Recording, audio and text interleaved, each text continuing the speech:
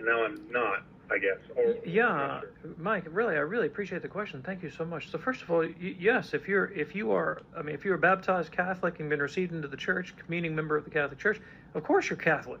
Absolutely Catholic. You'll die Catholic. I mean, you are 100% Catholic.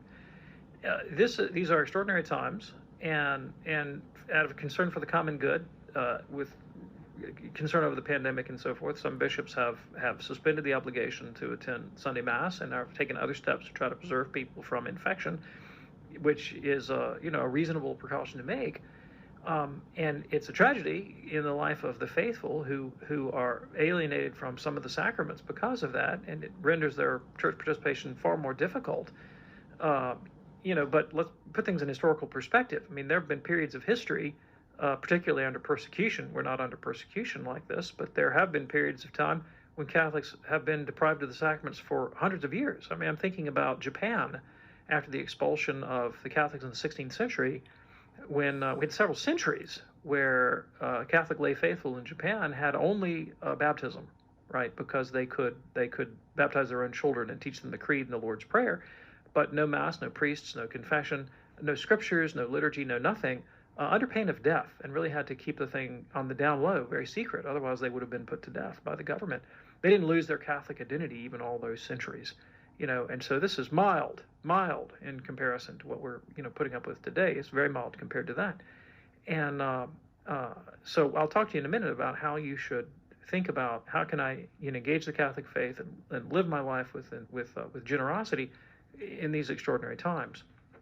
Now, the temptation to go over to the Church of Latter-day Saints, what the appeal of Mormonism for a lot of people is the tight-knit community, right?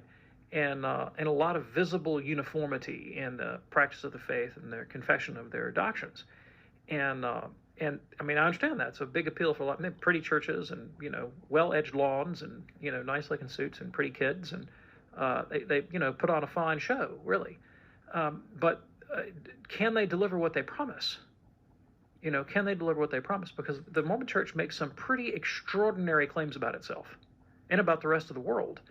Most importantly is the claim that Joseph Smith was the prophet that God chose to reestablish the Christian church after a 1900-year hiatus, right? I mean, this is fundamental to the doctrine of Mormonism, that the church that Christ founded failed.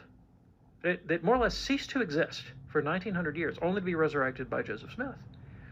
And of course, the church that Joseph Smith, so-called prophet, resurrected, bears no resemblance to historic Christianity. So that is an enormous claim. Is that claim warranted? Is it reasonable to believe? Well, I think not. I think it's a very unreasonable claim to believe for a number of reasons. One is that Smith himself is not a reliable religious authority.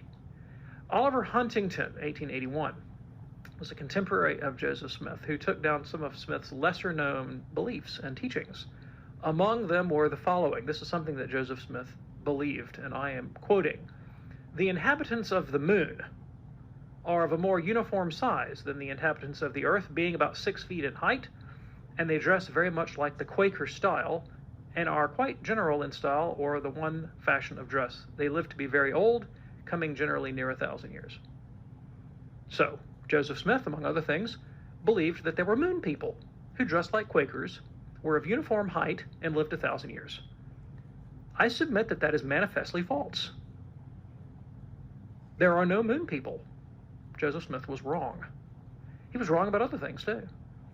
Joseph Smith believed that Native Americans were descended from the tribes of Israel. That is also manifestly false and has been shown to be false by modern genetics. Joseph Smith claimed to possess a pair of magical sunglasses that he could use to translate ancient texts. This is the basis of his claim for the authority of the Book of Mormon. He claims to have dug plates out of a hillside, put on his magical sunglasses, and translated them into English.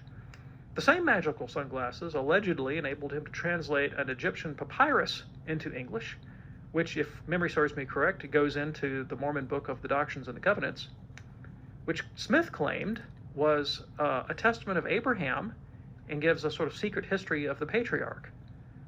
Now, Smith did this before the discovery of hieroglyphics and the Rosetta Stone. modern Egyptologists have looked at the very same manuscript today and discerned that it has absolutely nothing to do with what Smith alleged it taught. So over and over again, he's been proved to be unreliable, false prophet. And what did he do with this power to persuade people that he was in fact a true prophet, which he wasn't? Well, he used it to manipulate them and take their wives. And among the revelations that Smith claimed was that he needed your wife and your wife and your wife and your wife. And we've seen that. We know what that looks like in the history of cults, right? I mean, the David Koresh, the Branch Davidians in Waco, Texas. Here's a fellow who claims to be a prophet, and among the things that he claimed was that he had a right to everybody else's wife and daughter. It's not a very believable claim when you realize that this claim is being used to manipulate others for one's own sexual gratification and self-aggrandizement. So I don't think there's a good ground for trusting Joseph Smith as a bona fide prophet, but rather a false prophet. And you don't want to be a part of the church that he founded. So how then should you relate to your Catholic faith, given that you are right now alienated from the celebration of the sacraments because of the situation of the pandemic?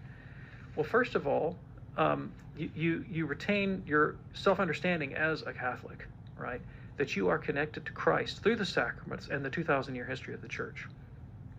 That you absolutely continue your life of prayer and study of the scriptures, in which you will also ground your family. Of course, you can pray the rosary. You can pray the divine office. You can read the scripture readings for the day. And in this day and age, we have unlimited access to Catholic preaching and catechetics online, on the radio, right? You can feed your soul with good religious instruction from a Catholic point of view. You can make occasional trips to parishes for Mass and sacraments, even if you have to drive an hour. All right, there are a lot of ways you can nourish your Catholic identity at this time.